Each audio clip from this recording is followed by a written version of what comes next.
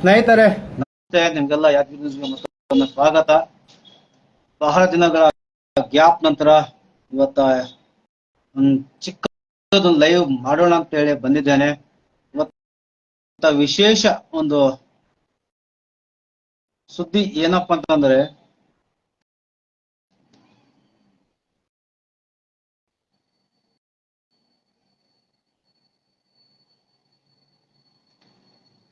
ಎಲ್ಲರ ಚಿತ್ತ ಶಿವಮೊಗ್ಗದ ಅತ್ತ ಇದೆ.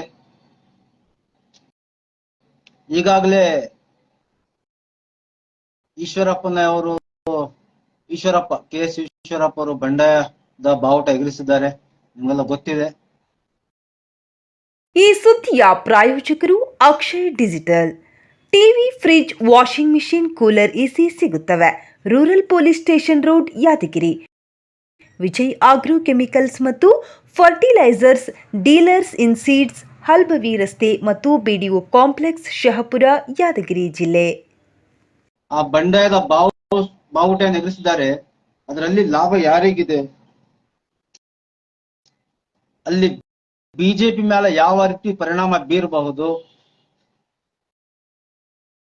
ಬಿಜೆಪಿ ಹೊರತಾಗುತ್ತಾ, ಮೈನಸ್ ಆಗುತ್ತಾ, ಪ್ಲಸ್ ಆಗುತ್ತಾ? ಸ್ನೇಹಿತರೆ, ಇದರ ಬಗ್ಗೆ ತಾವು ಕಮೆಂಟ್ ಮಾಡಿ. ನಾನು ಇದರ ಬಗ್ಗೆ ಮಾತನಾಡುತ್ತೇನೆ. ಒಂದು ವೇಳೆ ಈಶ್ವರಪ್ಪನವರು ಬಂಡಾಯದ ಬಾವುಟ ಎಗರಿಸಿ ಸ್ವಾತಂತ್ರ್ಯ ಅಭ್ಯರ್ಥಿಯಾಗಿ ಅವರು ನಿಂತ್ರೆ ಮಾತ್ರ ಅಲ್ಲಿ ಬಿಜೆಪಿಗೆ ಅತಿ ದೊಡ್ಡ ಹೊಡೆತ ಆಗಬಹುದು. ಮತ್ತೆ ಕಾಂಗ್ರೆಸ್ನಿಂದ ಸ್ಪರ್ಧೆ ಮಾಡುತ್ತಿರುವ ಗೀತಾ ಶಿವರಾಜಕುಮಾರ್ ಅವರಿಗೆ ಗೆಲುವು ಒಂದು ಸುಲಭ ಆಗಬಹುದು. ಯಾಕಂತಂದ್ರೆ ಬಿಜೆಪಿಯ ಒಳ ಜಗಳನೆ ಬಿಜೆಪಿಯ ಮನೆ ಮುಚ್ಚಲಿಕ್ಕೆ ಕಾರಣ ಆಗುತ್ತೆ. ಇವತ್ತ ಇಡೀ ರಾಜ್ಯದಲ್ಲಿ ಬಿಜೆಪಿಯಲ್ಲೇ ಒಳ ಜಗಳ ಆಗ್ತಾ ಇದೆ. ಎಷ್ಟೋ ಮಂದಿ ಸಂಸದರಿಗೆ ಇವತ್ತ ಟಿಕೆಟ್ ತಪ್ಪಿಸಿದ್ದಾರೆ, ಅದೇ ಒಳಗಿಟ್ಕೊಂಡು. ಹಾವೇರಿಯಲ್ಲಿ ನೀವು ನೋಡಿರ್ಬಹುದು ಯಾವ ರೀತಿ ಆಗಿದೆ. ಇದು ಬಿಜೆಪಿಯಲ್ಲಿ ಮಾತನಾಡಿದ್ರೆ ಎಲ್ಲಾ ಕಡೆ ಬಂಡಾಯದ ಬಾವುಟನೆ ಎದ್ದಿದ್ದಾರೆ, ಎಲ್ಲಾ ಕಡೆ. ಇವತ್ತ ರಾಜ್ಯ ಅಲ್ಲ, ಇಡೀ ದೇಶನೇ ಶಿವಮೊಗ್ಗ ಕಡೆ ನೋಡ್ತಾ ಇದೆ. ಒಂದು ವೇಳೆ ಏನಾದ್ರೆ ಇವರು ಈಶ್ವರಪ್ಪನವರು ಬಂಡಾಯ ಎದ್ದು ಸ್ವಾತಂತ್ರ್ಯ ಬೇಕು ನಿಂತ್ರೆ ಯಡಿಯೂರಪ್ಪನವರಿಗೆ ಒಂದು ಅಗ್ನಿ ಪರೀಕ್ಷಾ ಅಂತ ತಿಳ್ಕೊಬಹುದು ನಾವು. ಯಾಕಂತಂದ್ರೆ ಇವರು ಮಾಜಿ ಮುಖ್ಯಮಂತ್ರಿ, ಇವ್ರ ಮಗ ರಾಜ್ಯಾಧ್ಯಕ್ಷರು ಬಿ.ವೈ. ವಿಜೇಂದ್ರ ಅವರು, ರಾಘವೇಂದ್ರ ಅವರು MP ಆದವರು.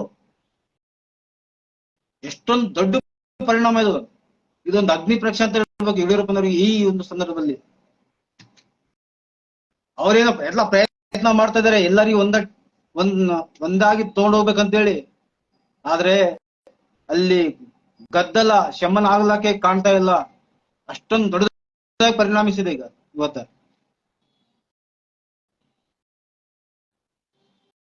ಇಂತಹ ಒಂದು ಪರಿಸ್ಥಿತಿ ಇವತ್ತ ಬಿಜೆಪಿಯಲ್ಲಿ ನಡ್ತಾ ಇದೆ.